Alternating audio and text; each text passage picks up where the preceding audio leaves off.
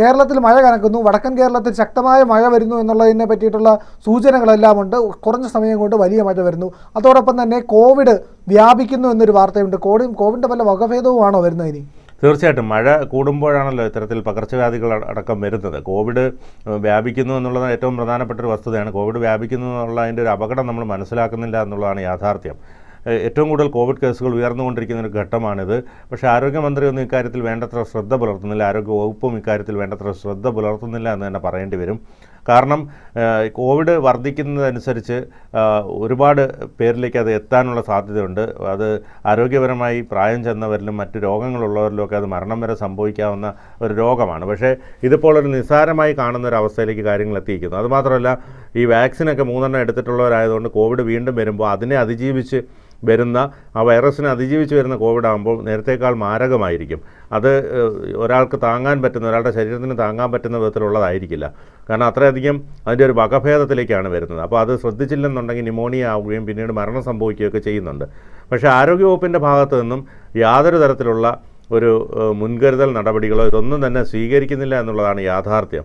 പലപ്പോഴും ആരോഗ്യമന്ത്രിയൊക്കെ പലപ്പോഴും ഇക്കാര്യത്തിൽ എടുക്കുന്ന നിലപാടുകൾ ഇതൊക്കെ കേരളീയ പൊതുസമൂഹം കണ്ടുകൊണ്ടിരിക്കുകയാണ്. കാരണം വളരെ പ്രധാനപ്പെട്ട ജാഗ്രത പുലർത്തേണ്ട ഒരു സമയമാണ്. പകർച്ചവ്യാധികൾക്കെതിരെ സുസജ്ജമായി പ്രവർത്തിക്കേണ്ട സമയമാണ്. ഇതിപ്പോൾ എല്ലാം വരട്ടെ, അതിനുശേഷം നമുക്ക് തീരുമാനിക്കാം എന്ന തരത്തിലേക്ക് കാര്യങ്ങൾ എത്തി നിൽക്കുന്നു എന്നുള്ളതാണ് ഏറ്റവും ശ്രദ്ധേയമായ മറ്റൊരു കാര്യം.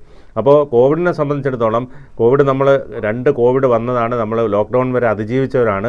അപ്പോൾ ഇനി അത്തരത്തിലുള്ള സംഭവങ്ങൾ ഉണ്ടാകാതിരിക്കാനുള്ള നടപടികൾ എടുക്കുന്നതിന് പകരം ഇതൊരു നിസ്സാരവൽക്കരിക്കുന്ന ഒരു നടപടിയാണ് ആരോഗ്യമന്ത്രിയുടെ ആരോഗ്യവകുപ്പിൻ്റെ ഭാഗത്തു നിന്നുണ്ടാകുന്നത്. ഈ പറയുന്ന പോലെ തന്നെ ഇലക്ഷനൊക്കെ അടുത്തിരിക്കുന്ന സമയമാണ്. അതുകൊണ്ട് തന്നെ ഇപ്പോൾ ഒരു നിയന്ത്രണമൊക്കെ കൊണ്ടുവന്നു കഴിഞ്ഞാൽ ഇലക്ഷനെ ബാധിക്കും എന്നുള്ളത് കൊണ്ടായിരിക്കാം സർക്കാർ ഇങ്ങനെ ഒരു നിലപാടിലേക്ക് എടുക്കുന്നത്. പക്ഷേ മഴ എന്ന് പറയുന്നത് വലിയ ശക്തമായ മഴ പെയ്യാനുള്ള എല്ലാ സാധ്യതയുമുണ്ട്.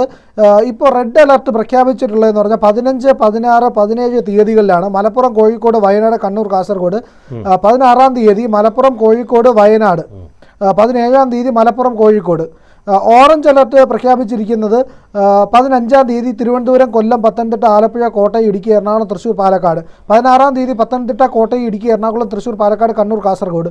17-ാം തീയതി പത്തനംതിട്ട, കോട്ടയം, ഇടുക്കി, എറണാകുളം, തൃശ്ശൂർ, പാലക്കാട്, വയനാട്, കണ്ണൂർ, കാസർഗോഡ്. 18-ാം തീയതി പാലക്കാട്, മലപ്പുറം, കോഴിക്കോട്, വയനാട്, കണ്ണൂർ, കാസർഗോഡ് എന്നീ ജില്ലകളിലാണ് ഈ പറയുന്ന ഓറഞ്ച് അലർട്ടും പ്രഖ്യാപിച്ചിട്ടുള്ളത്. പിന്നെ യെല്ലോ അലർട്ടും ഉണ്ട്. തിരുവനന്തപുരം 16-ാം തീയതിയാണ് തിരുവനന്തപുരം, കൊല്ലം, ആലപ്പുഴ, അതായത് നാളെ മുതലാണ്. 17-ാം തീയതിയും 18-ാം തീയതിയും തിരുവനന്തപുരം, കൊല്ലം, ആലപ്പുഴയും. 18-ാം തീയതി പത്തനംതിട്ട, ആലപ്പുഴ, കോട്ടയം, ഇടുക്കി, തിരുവനന്തപുരം, കൊല്ലം, എറണാകുളം, തൃശ്ശൂർ എന്നീ ജില്ലകളിലും ഈ പറയുന്ന അലർട്ട് പ്രഖ്യാപിച്ചിട്ടുണ്ട്.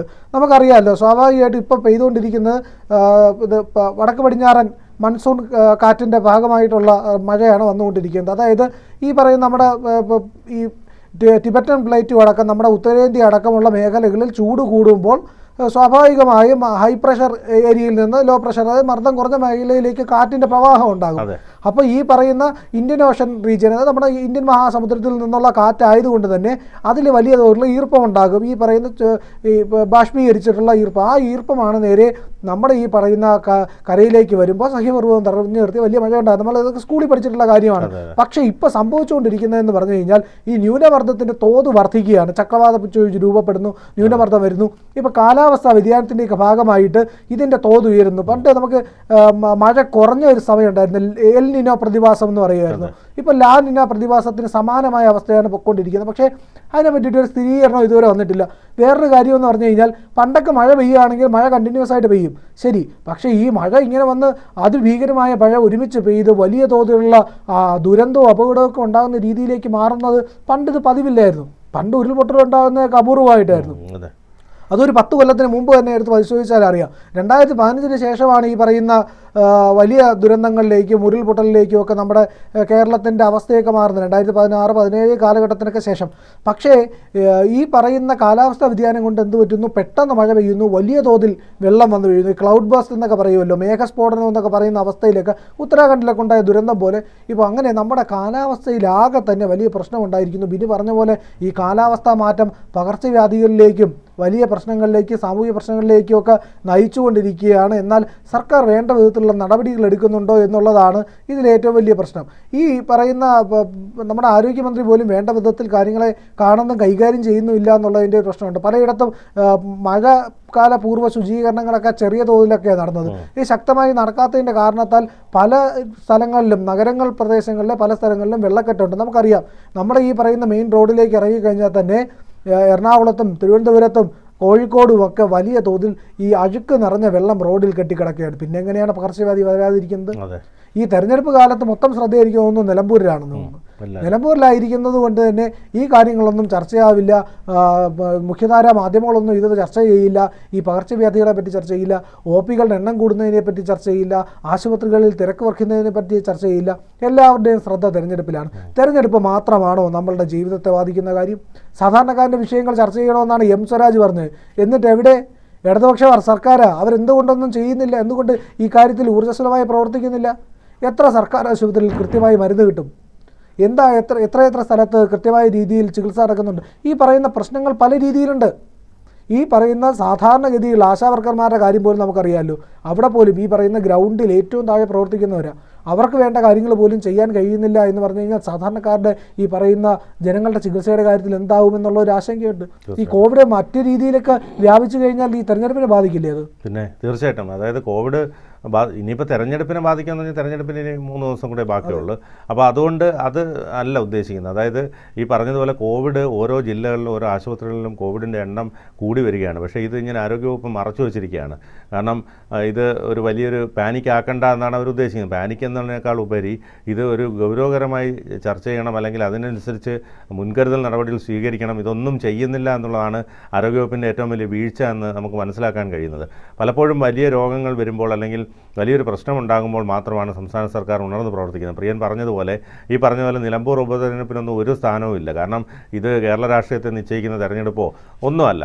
ആകെ ഒരു 8 മാസത്തേക്ക് ഒരു MLA നിശ്ചയിക്കുന്നത്. അതിനകത്ത് അൻവർ പോലും കയറി മത്സരിക്കുന്നുണ്ട്. അപ്പോൾ അതുകൊണ്ട് ഇതൊക്കെ ഒരു നിസ്സാരമായി കാണേണ്ട ഒരു ഇലക്ഷനാണ്. അതിനെ ഇത്രയധികം പർവ്വതീകരിച്ച് വലിയ സംഭവമാക്കി മാറ്റി മന്ത്രിമാരെല്ലാം അവിടെ നിന്നുകൊണ്ട് പ്രവർത്തിച്ച് എല്ലാവരും കൂടെ അവിടെ കേന്ദ്രീകരിക്കേണ്ട ഒരാവശ്യമില്ല. ഇതിനെക്കൊണ്ട് ഒരു പ്രസക്തിയില്ലാത്ത, കേരള രാഷ്ട്രീയത്തിൽ ഒരു പ്രസക്തിയില്ലാത്ത ഒരു തെരഞ്ഞെടുപ്പാണ് നടക്കുന്നത്. അതുകൊണ്ട് തന്നെ മറ്റു കാര്യങ്ങൾ അപ്രസക്തമായ തെരഞ്ഞെടുപ്പ് കേരളത്തിൽ ഉണ്ടായിട്ടുണ്ടാവും എന്നുള്ളത് സംശയമാണ്. കാരണം 8 മാസത്തേക്ക് വേണ്ടിയിട്ട് ഒരു MLA തെരഞ്ഞെടുക്കുക എന്ന് പറഞ്ഞാൽ അതിന് ഏറ്റവും വലിയ മണ്ടത്തരമാണ് കാണിക്കുന്നത്. കാരണം ഇത്രയും ചെലവുകൾ സർക്കാരിന് ഉണ്ടാക്കി, ബാധ്യതയാണ്, ചെലവാണ്. ധനപ്രതിസന്ധി ഇത്രയും രൂക്ഷമായി നിൽക്കുന്ന സമയത്ത് കറക്റ്റ് BJP എടുത്ത സ്റ്റാൻഡ് തന്നെയാണ് ഏറ്റവും നല്ലത്.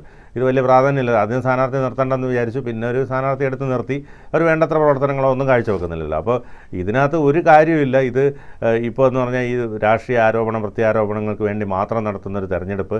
അതിനുവേണ്ടി ഈ ചാനലുകളും എല്ലാം ചെന്ന് അവിടെ കിടന്ന് ബഹളം ഉണ്ടാക്കി അതിൻ്റെ ഒന്നും ഒരു ആവശ്യവുമില്ലെന്നുള്ളതാണ് ഏറ്റവും പ്രധാനം. മറിച്ച് ആരോഗ്യ രംഗത്തും മറ്റ് ജനങ്ങൾക്ക് ആവശ്യമായുള്ള മറ്റ് പല രംഗങ്ങളിലും വേണ്ടത്ര ശ്രദ്ധ പുലർത്തിക്കൊണ്ട് സർക്കാർ മുന്നോട്ട് പോയാൽ ഒരു പരിധിവരെ ജനങ്ങളും അതിനെ അംഗീകരിക്കും. കൂടുതൽ വാർത്തകളും വിശേഷങ്ങളും നിങ്ങളിലേക്ക് എത്താൻ ABC മലയാളം സബ്സ്ക്രൈബ് ചെയ്യുക, ബെൽ ബട്ടണും അമർത്തുക.